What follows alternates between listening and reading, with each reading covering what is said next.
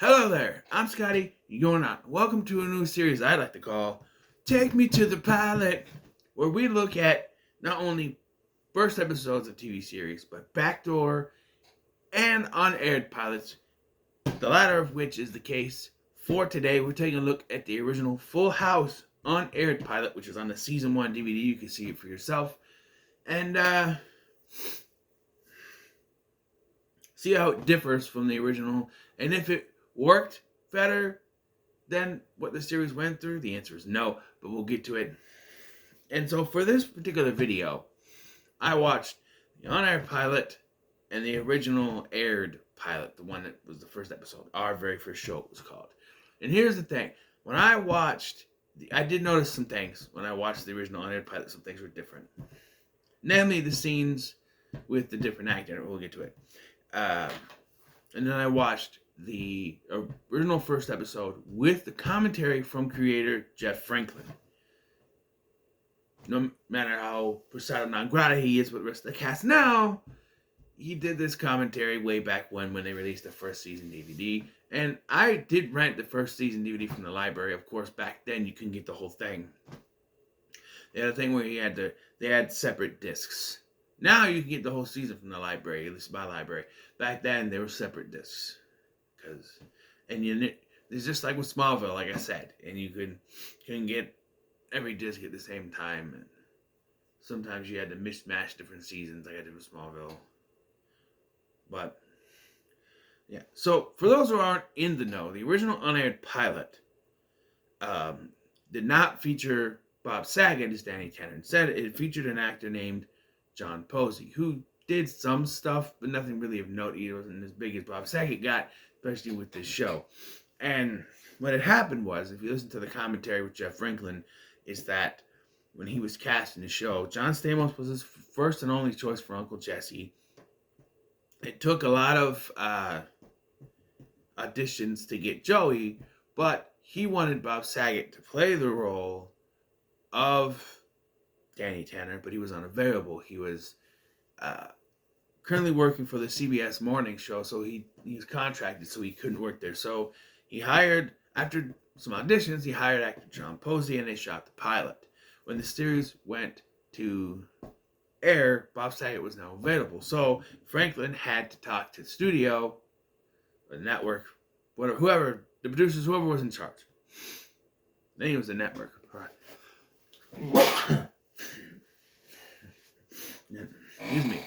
And had to talk to the network to get Bob Saget in to play the role of Danny Tanner. Now, having watched both pilots, I will say that while John Posey is not a terrible actor, Bob Saget was definitely the better choice. It just works better. I also noticed some differences. Like the Bob Hope dancer. Sorry about that. Vanessa that Jesse talks about and then shows up later in the episode. She's in less of the actual first episode than the original pilot. She's in more of the original pilot.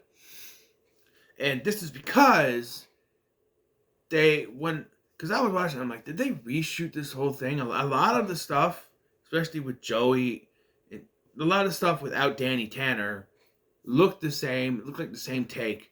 But if you watch the stuff with John Posey, it looked like different takes, especially the end with the Flintstone songs. When John Stamos points to the girls to sing their line, he doesn't say the chicks like he does in the original, in the final first episode of the show. Which I'm like, well, he didn't say chicks there, you know. And then I started to realize there are other takes too. Like there's like an extra plot line with Joey complaining about having to live in a small alcove. Like I don't remember him, like in the unedited pilot when he comes in after he drops his clothes everywhere, he walks in behind and goes, well, you know, I don't know if this is gonna be big enough for me. And then when they go down to the basement, or the garage, which is essentially a basement. I don't know why they go garage as a basement. I don't know. It becomes a basement later because they move Joey in there, season 2 or 3, whatever. That he does more complaining. He's like, well, you know, when she opens up the garage door, he's like, well, you know, the windows in the alcove don't open, you know. But in the official first episode, those are taken out. So less Vanessa and less Joey complaining. It's a little more streamlined, this pilot. You know, unaired pilots are like, you know, sometimes when they shoot pilots to go to series, they do reshoot some things and kind of make it tighter, better, and that's what they did here. Also, according to Jeff Franklin, I didn't notice it per se, but in the scenes where Bob Saget is present, because he did kind of confirm with this line where he says in the scene where Bob Saget is present, you can tell that the Olsen twins were a bit older because it was 6 months later. And so that to me confirms that they kept the scenes without Bob Saget from the original pilot and just added Bob Saget in, and there were different takes. Like what the part where Jesse comes in and starts talking to him has a different cadence to when he says,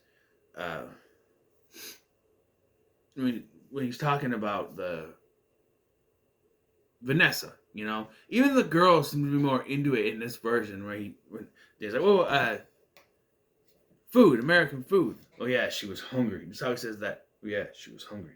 How she says that, you know. And even Jeff Franklin went down to talk about the character of Jesse itself being changed. Is that originally he was Uncle Adam, and John Stamos didn't like that. He was pitching the role. They had a lunch or whatever, and by the time the check came, they were talking about everything but the show. They were talking about Elvis and the Beach Boys, all of which would be incorporated into the show. And then, like, the check came, like, oh, we didn't talk about the show. And, like, he's like, you know what, I'll do it, you know.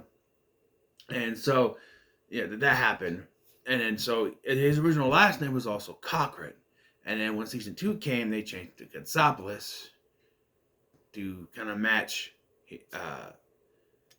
Stamos' Greek upbringing. So, that's why you'll hear Jesse Cochran a lot. They also changed his profession because in season 1, he's a bug killer, what do you call that?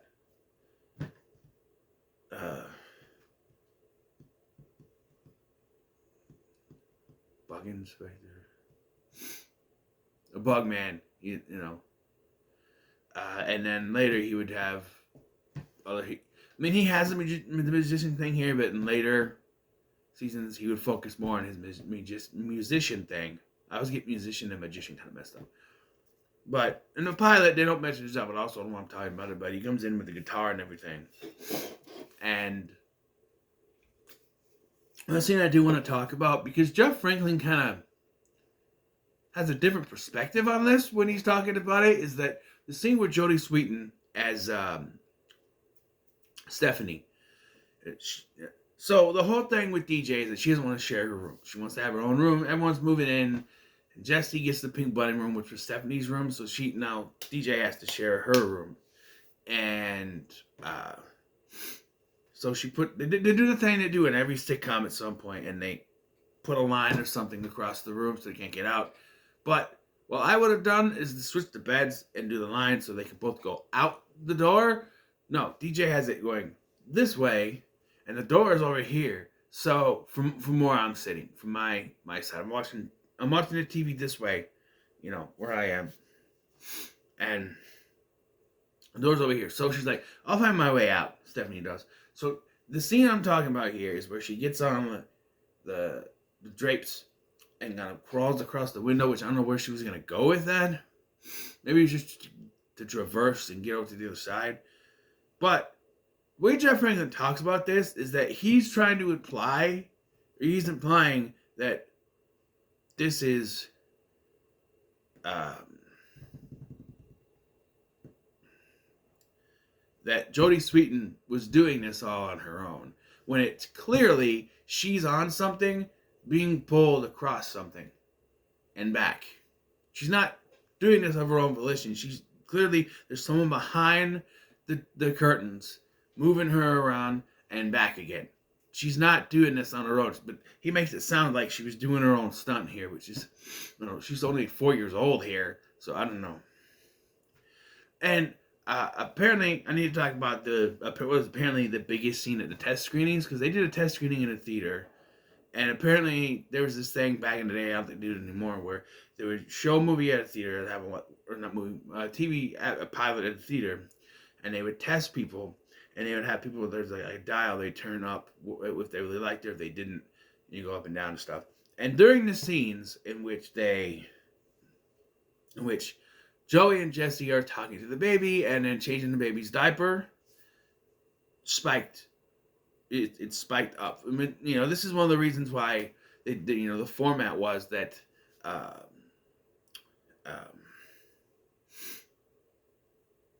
Danny was a sports broadcaster, so he could be gone during the day, and the other two could take care of the kids. That whole situation. So this whole scene goes where Michelle's crying to try to figure out why she's crying, and Joey's trying to crack jokes because, of course, he does. And it turns out, as you would suspect, what are the three things that a baby could be crying about? They're too cold or too hot, they're hungry, or they need their diaper changed, right? You can also throw in sleepy. They're sleepy, can't get to sleep, something, you gotta rock them. You can also pair that in with too cold, too hot. If they're too cold, you put a blanket on them and, they fall asleep, sort of thing. So, of course, they need their diaper. She needs her diaper changed. And the way that Jeff Franklin talked about this is that they had twins because they couldn't be on screen for more than 3 minutes at a time. So they had to switch.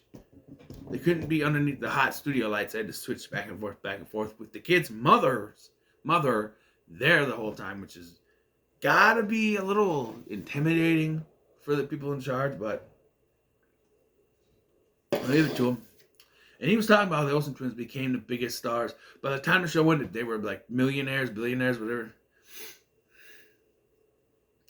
Yeah, but what he doesn't say is that even, he's like, oh, they grew up and they're basically a second family to them. Yeah, basically a second family, and then they sort of, I'm not going to say that they treated him like shit, because that's not the truth, because apparently they did come to Bob Saget's funeral and said words about him, but like they distanced themselves from TV work after a while, which I can't blame them, because they were like really exposed in the TV industry for a long, long time. The Olsen twins were everywhere back in the day growing up. They're only a year older than me, right? They're born in 86. I was born in 87, which, by the way, they filmed the second pilot in February. I think it was the second pilot when they redid it of 87, which was around the time I was born. So, well, I was born a year earlier. No, because it's girls. And that's what he said, too, is that he originally pitched it as three comics living together. And and ABC wanted a family comedy. It's like, okay, well, those three comics take care of kids. 3 Men and a Baby was coming out. So he decided to make it girls, because it was like 3 men raising 3 girls. That's different, which it would be, because as a guy, you raise a boy, I can speak from experience, it's easy. I mean, everything that goes on with the male system, male body. Whereas if you're a single dad with a little girl, I've seen it in many movies and TV shows, it's weird. It's, because you don't exactly know. You have to talk to people. Like, if I had a girl, I had my mom, I had my sister, they can talk, But I'm glad I had a boy, because, it's so much easier to deal with a boy, And, just trying to get the kid into things. It's easier for me as a guy to get him into things I know boys like. I had a little girl, I'd be like, what do I get? My Little Pony or Barbie, maybe? That's all I could think of. But then with a boy, you have Power Rangers and Turtles and Transformers and Marvel, DC, Batman, Superman, and Captain America, and all that stuff that my son is into. So, as a father of a boy, it is easier, But I could see the allure of doing that. Oh, it's 3 guys raising 3 girls, and the reason Michelle is in there as a baby is because of 3 Men and a Baby that was coming out around that time. So they put that in there, and yeah. So they shot the original pilot with John Posey, and after watching it, I will say he's not bad, but Bob Saget is better. And it's all down to line delivery, like, especially in the scene, there are two scenes where Bob Saget stands out as being better than John Posey. It's the scene where they go upstairs. First scene's where they go upstairs and they see that DJ moved all her stuff out, and the look on Saget's face, he is legitimately pissed off. Where John Posey pulls it off, but Bob Saget does it better.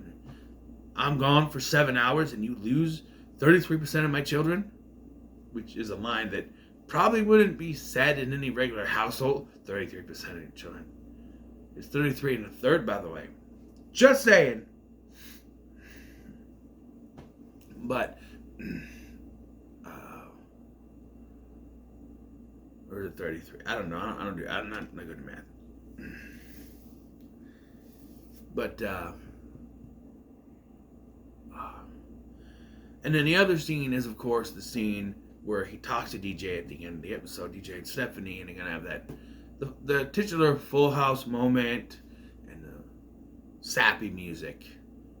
Also, I found it weird when John Posey's Danny hugs, the hug, the signature Full House hug that they do when he hugs John Stamos. It felt off because it wasn't Bob Saget doing it.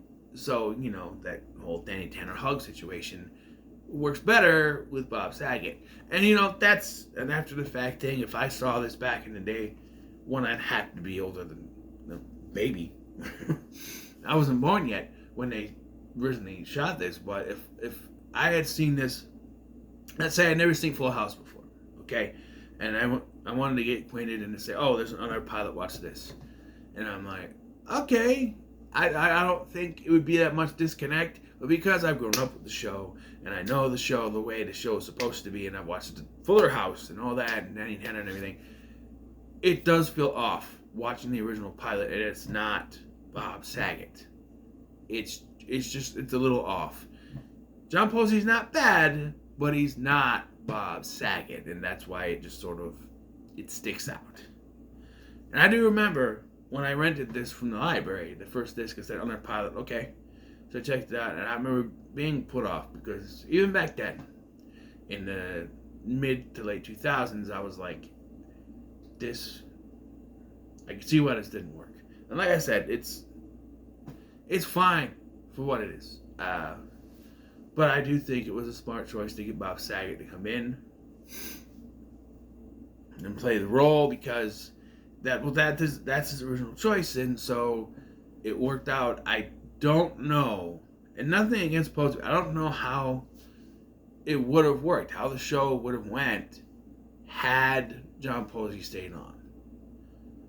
Because, having watched the entirety of the show many times, Bob Saget just has that thing about him. And especially when you know the behind the scenes stuff, where he was one of the dirtiest, raunchiest comedians you could ever watch. You watched him on the stand-up, you could tell that.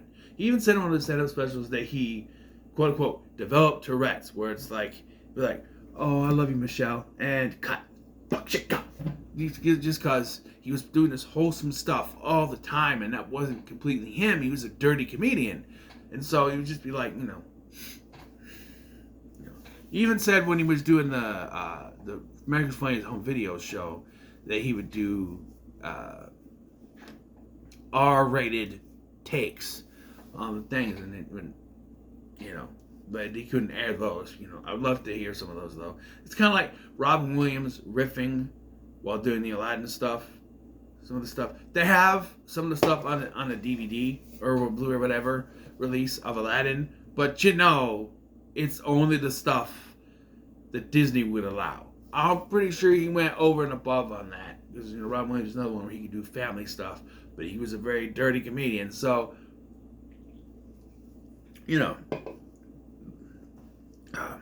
overall, I think that the unaired pilot was a good start, but the actual first episode is far superior